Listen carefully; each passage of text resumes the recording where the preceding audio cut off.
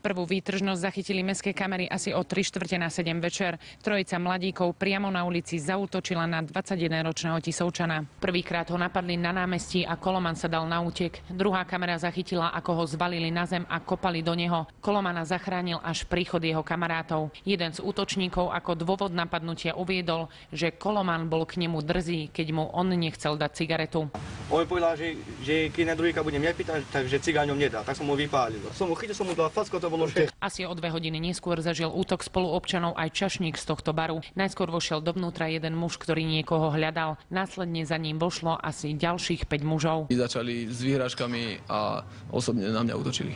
Prišiel mi za bar a zaútočil na mňa pesťou do tváre. Muž si do mladíka udrel len tak, bez dôvodu. Potom odišli, ako by sa nič nestalo. Podarilo sa nám stretnúť s 2 mužmi z partie a toto bola ich verzia incidentu. Opitý chcel vyvádzať, no tak neviem, nakoniec som ich vytlačil stade.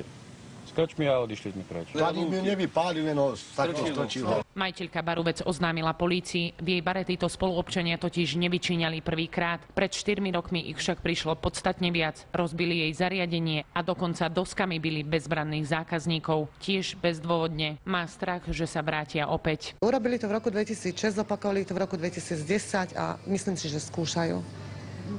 Že či sa niečo stane alebo nie a nezastaví ani kamerový systém. Podľa primátora mesta je nevyhnutné, aby v Tisovci čo najskôr začala fungovať policajná stanica. Na poriadok v meste totiž teraz dohliadajú len 2 mestskí policajti. Počas poberania sociálnych dávok zgrupovanie rómskych občanov spôsobí veľké problémy. Ja si myslím, že to je taký rasistický útok, že je to diskriminácia bielých. Z Tisovca pre televíziu Joj Edita Hudková.